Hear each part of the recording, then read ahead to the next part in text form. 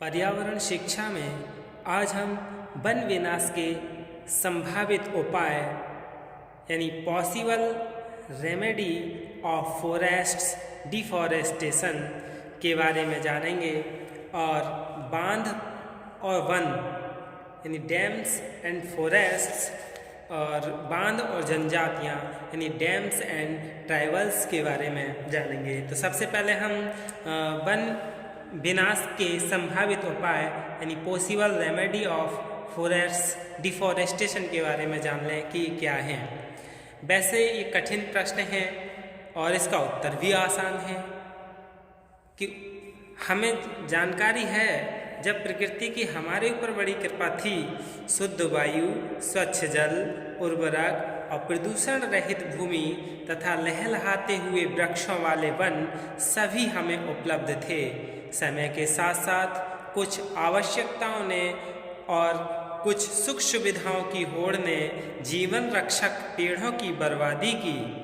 पर्यावरण संतुलन के लिए आवश्यक वनों को नष्ट कर दिया गया, अतः अब एक बार फिर पूरे देश के एक एक व्यक्ति को पुरानी स्थिति प्राप्त करने हेतु जूझना होगा। सरकार को चाहे अपनी वन नीति में भी संशोधन करना पड़े, कुछ ऐसे कठोर प्रतिबंध लगाने होंगे जिससे वनों की रक्षा हो सके और नए वृक्षों के लगाने की शुरुआत हो।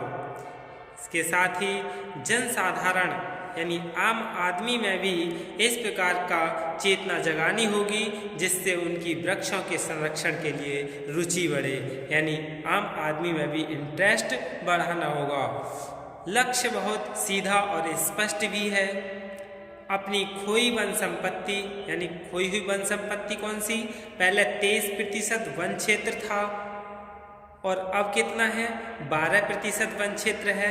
तो ये खोई हुई वन संपत्ति है, उसको वापस लाना है और द्वितीय राष्ट्रीय वन नीति के अनुकूल यानी 33% वन क्षेत्र तक वनों का विस्तार करना है। सरकार से अपेक्षा है कि वह तत्काल प्रतिबंध लगाए। किस किस चीज़ पर प्रतिबंध लगाए? पेड़ों की कटाई एक साथ रोक दी जावे, केवल औषधि वाले वृक्ष अपवाद रहें। कार्यालयों में फर्नीचर, स्कूलों में टेबल स्टूलें लकड़ी के न हों, वैकल्पिक रूप से प्लास्टिक अथवा एल्युमिनियम का प्रयोग संभव है।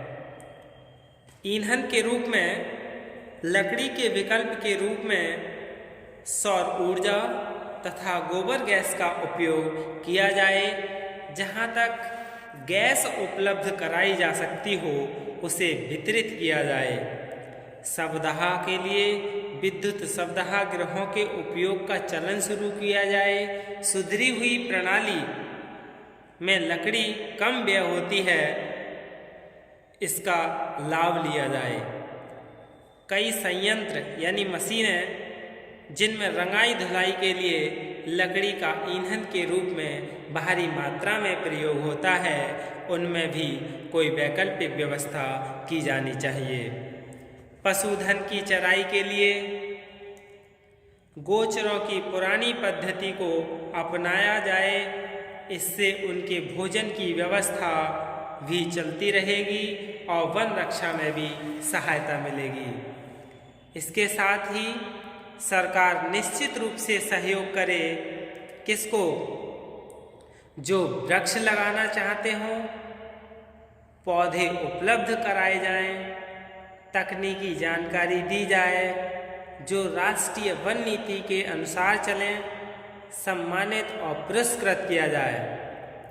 यानी जो वृक्ष लगाना चाह रहे हो उनके लिए पौधे उपलब्ध कराए सरकार और तकनीकी जानकारियाँ भी दे, और जो वन लगाना चाहते हों उनके लिए पुरस्कृत, चाहते नहीं हो जो वन लगा रहे हों या वन नीति के अनुसार चलने वाले लोग हों उनको सम्मानित भी किया जाए और पुरस्कार भी दिया जाए।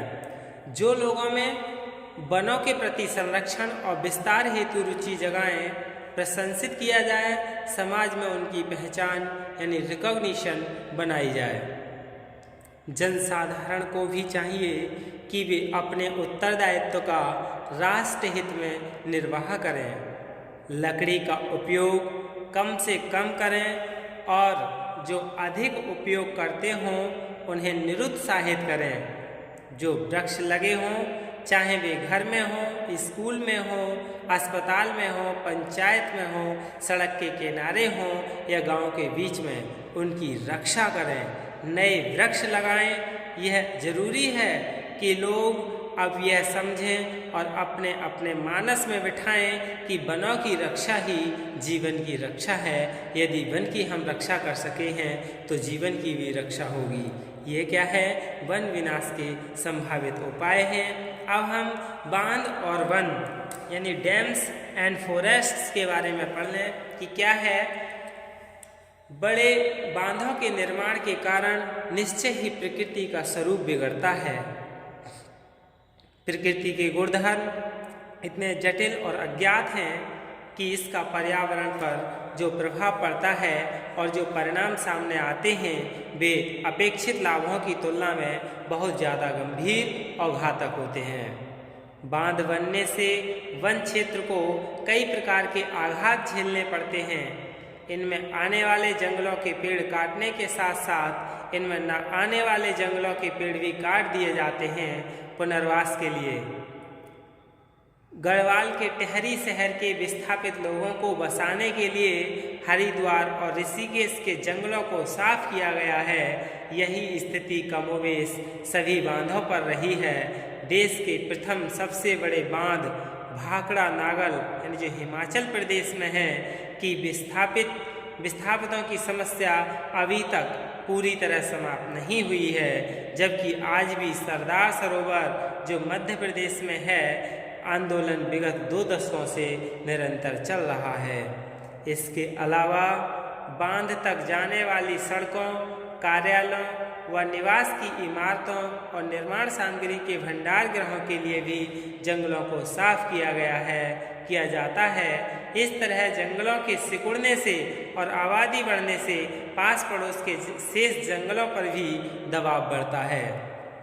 जंगलों के काटने से कुछ हानियाँ होती हैं, जैसे प्राकृतिक संतुलन का बिगड़ जाना, disturbance of natural balance, one एवं वन्य जीव संरक्षण में व्यवधान यानी intervention in forest and wild life conservation, औषधीय पौधों की विलुप्ति यानी एक्सटेंशन ऑफ मेडिसिनल प्लांट्स, लकड़ी तथा वन उत्पादों की एकजुट कमी यानी mass unavailability of wood and forest products, वर्षा चक्र का अनियमित हो जाना यानी becoming rain cycle irregular, greenhouse gases की मात्रा में वृद्धि increase in the quantity of greenhouse gases, उष्णकटिबंधीय क्षेत्र की अनेक स्थानीय जातियों का नष्ट होना, बांधों के कारण कटे जंगल बाढ़ों की अधिक संभावना बढ़ाते हैं। यानी जब बांध कट जाते हैं तो क्या है, बाढ़ बहुत अधिक तेज आएगी। कटे वन क्षेत्र आसपास की आर्द्रता में वृद्धि करते हैं तथा मिट्टी की गुणवत्ता को खराब कर देते हैं। अब हम बांध और जनजातियों के बारे में जान लें। Dams and tribals. भारत गांवों का देश कहलाता है, जहां की 80% आबादी गांवों में तथा शेष नगरों और शहरों में रहती है। क्षेत्रफल बड़ा होने से लोग दूर दूर तक वीरानों में बिखरे पड़े हैं। केवल 100 वर्ष पुरानी ही बात करें, जब देश की जनसंख्या 23 करोड़ थी, तब प्रति वर्ग किलोमीटर व्यक्तियों का औसत केवल 13 था। अनुमान लगाएं कि कितनी छोटी बस्तियां कितनी दूर होंगी। ये सभी जनजातियां रही हैं। बांधों का निर्माण सामान्यतः शहरों से बहुत दूर दराज गांवों में हुआ है, अतः यह निश्चित ही है कि इनसे वे गांव जहां जनजातियां कालांतर से निवास करती हैं सबसे अधिक प्रभावित हुए हैं। वे क्या समस्याएं हैं जिनका सीधा सीधा असर जनजातियों पर पड़ा है। अचानक ही नए प्रोग्राम की सूचना, पास में ही मिल रही सभी उन सुविधाओं का न मिल पाना जिन पर पूरा परिवार का जीवन चक्र अवलंबित है, विस्थापन तथा पुनर्स्थापन की समस्या से ग्रसित होता है। बांध निर्माण में अनेक गांवों का जलमग्न होना, तब भी वहां के गांवों के लोगों पर सरकार की उपेक्षा है। विस्थापितों के पुनर्स्थापन के लिए सरकार द्वारा घोषित अनेक सुविधाओं जैसे मुक्त आवासीय भूमि, कृषि भूमि, मकान बनाने हेतु आर्थिक सहायता, बिजली पानी की उपलब्धि और सिंचाई के साधन आदि का न देना, सामान्य सुविधाओं जैसे सड़क, अस्पताल, पीने योग्य जल तक का न मिल पाना, यानी जल तक नहीं मिल पाता इन जनजातियों के लिए, प्रस्तावित मुआवजे का समय पर नहीं देना, not giving the proposed compensation in time, विनाश रहित विकास सिद्धांत को योजना निर्माण में सम्मिलित नहीं किया गया है। The principle of development without destruction has not been included at the planning stage. अन्न उत्पादन, सिंचाई संसाधन और बिजली की प्राप्ति बांधों के पास बसने वाले जनजाति परिवारों को नहीं हो पाती है। जनजाति परिवार के लोग अपने आप को हर स्थिति में असहाय समझते हैं। जनजाति बाहुल्य क्षेत्र अनेक सुविधाओं के आग्रह पर खाली कराया जाता है, पर फिर उनके साथ उचित व्यवहार नहीं होता है। विस्थापितों को सदैव यह डर बना रहता है कि प्रस्थापना के बाद उन्हें पुनः विस्थापित न कर दिया जाए। Displaced families are always afraid of their redisplacement again after settlement. ये क्या है? बांध और जनजातियाँ, बांध और वन विनाश के संभावित उपाय। यानी ये क्या है? आज का ही विषय था। धन्यवाद।